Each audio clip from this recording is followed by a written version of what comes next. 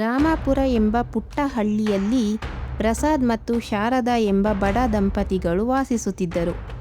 ಅವರಿಗೆ ಮಹೇಶ್, ರಾಜೇಶ್ ಮತ್ತು ಗಿರೀಶ್ ಎಂಬ 3 ಗಂಡು ಮಕ್ಕಳು. ಆ ಮನೆಯ ವಿಶೇಷವೆಂದರೆ 3 ಸೊಸೆಯಂದಿರಾದ ಅನನ್ಯ, ಅವನಿ ಮತ್ತು ಅಂಜಲಿ ಏಕಕಾಲಕ್ಕೆ ಗರ್ಭಿಣಿಯರಾಗಿದ್ದರು. ಬಡತನದ ಬೇಗೆಯ ನಡುವೆಯೂ ಶಾರದಾ ತನ್ನ 3 ಸೊಸೆಯಂದಿರನ್ನು ಕಣ್ಣಿನ ರೆಪ್ಪೆಯಂತೆ ಸಾಕಿ ಸಲಹುತ್ತಿದ್ದಳು. ನನ್ನ ಹೊಟ್ಟೆಯಲ್ಲಿ ಹುಟ್ಟದಿದ್ದರೇನು, ಇವರು ನನ್ನ ಮನೆಯ ಬೆಳಗಲು ಬಂದ ಮಹಾಲಕ್ಷ್ಮಿಯರು ಎಂದು ಹೇಳುತ್ತಾ ತುಂಬ ಚಳಿಯಲ್ಲೂ ಮುಂಜಾನೆ ಬೇಗ ಎದ್ದು ಮನೆಯ ಎಲ್ಲ ಕೆಲಸಗಳನ್ನು ತಾನೇ ಮಾಡುತ್ತಿದ್ದಳು.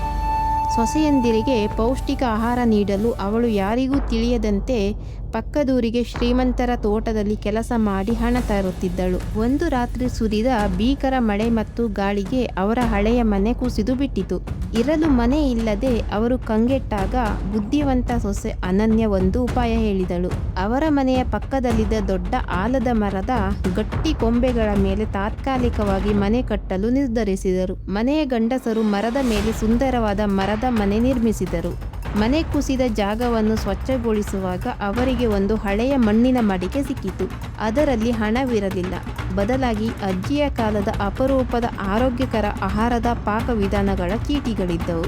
ಅತ್ತೆ ನಮಗಾಗಿ ಇಷ್ಟೊಂದು ಕಷ್ಟಪಡುತ್ತಿರುವುದನ್ನು ಕಂಡು ಸೊಸೆಯಂದಿರು ಸುಮ್ಮನೆ ಕೂರಲಿಲ್ಲ. ಅನನ್ಯ ಹಳೆಯ ಬಟ್ಟೆಗಳಿಂದ ಸುಂದರವಾದ ಅಲಂಕಾರಿಕ ವಸ್ತುಗಳನ್ನು ತಯಾರಿಸಿದರೆ, ಅವನಿ ಮತ್ತು ಅಂಜಲಿ ಆ ಮಡಿಕೆಯಲ್ಲಿ ಸಿಕ್ಕ ಪಾಕವಿಧಾನವನ್ನು ಬಳಸಿ ಮರದ ಅಡಿಯಲ್ಲೇ ಪೌಷ್ಟಿಕವಾದ ಕಷಾಯ ಮತ್ತು ರಾಗಿ ಅಂಬಲಿ ತಯಾರಿಸಿ ಮಾರಲು ಶುರು ಮಾಡಿದರು. ಮರದ ಮೇಲಿನ ಆ ವಿಶಿಷ್ಟ ಮನೆ ಮತ್ತು ಅಲ್ಲಿ ಸಿಗುತ್ತಿದ್ದ ರುಚಿಕರ ಆಹಾರದ ಸುದ್ದಿ ಊರೆಲ್ಲ ಹರಡಿತು.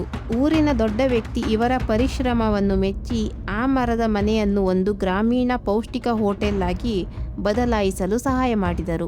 ಅತ್ತೆ ಶಾರದಾ ಮಾರ್ಗದರ್ಶನದಲ್ಲಿ 3 ಸೊಸೆಯಂದಿರು ಹೋಟೆಲ್ ಜವಾಬ್ದಾರಿ ವಹಿಸಿಕೊಂಡರು. ಹಳೆಯ ಮನೆಯ ಬಡತನ ದೂರವಾಗಿ ಮರದ ಮೇಲಿನ ಆ ಮನೆ ಈಗ ಹಣ ಮತ್ತು ಪ್ರೀತಿಯಿಂದ ತುಂಬಿ ತುಳುಕುತ್ತಿತ್ತು. ಕೆಲವು ತಿಂಗಳುಗಳ ನಂತರ ಅದೇ ಮರದ ಮನೆಯಲ್ಲಿ 3 ಮುದ್ದಾದ ಮೊಮ್ಮಕ್ಕಳ ಜನನವಾಯಿತು. ತನ್ನ ಸೊಸೆಯಂದಿರನ್ನು ಕೇವಲ ಕೆಲಸಕ್ಕಷ್ಟೇ ಸೀಮಿತ ಮಾಡದೆ ಅವರಲ್ಲಿ ಅಡಗಿದ್ದ ಪ್ರತಿಭೆಯನ್ನು ಹೊರತಂದ ಶಾರದಾ ಹಳ್ಳಿಗೆ ಮಾದರಿಯಾದಳು. ಈ ಕಥೆಯ ನೀತಿ: ಪ್ರೀತಿ ಇರುವಲ್ಲಿ ಒಗ್ಗಟ್ಟಿದೆ, ಒಗ್ಗಟ್ಟಿರುವಲ್ಲಿ ಬಡತನವು ಸೋಲೊಪ್ಪುತ್ತದೆ. ಸಮಸ್ಯೆಗಳು ಬಂದಾಗ ಕುಗ್ಗದೆ ಹೊಸ ದಾರಿ ಹುಡುಕುವುದೇ ಜೀವನ. ಈ ಕತೆ ನಿಮಗೆ ಇಷ್ಟವಾದರೆ ಲೈಕ್ ಮಾಡಿ. ಇನ್ನಷ್ಟು ಕನ್ನಡ ಕಥೆಗಳಿಗಾಗಿ ಸಬ್ಸ್ಕ್ರೈಬ್ ಮಾಡಿ. Namaste everyone, welcome to our village story. We are so happy to share our journey with you. Please like and subscribe to join our family. Together we celebrate love and unity.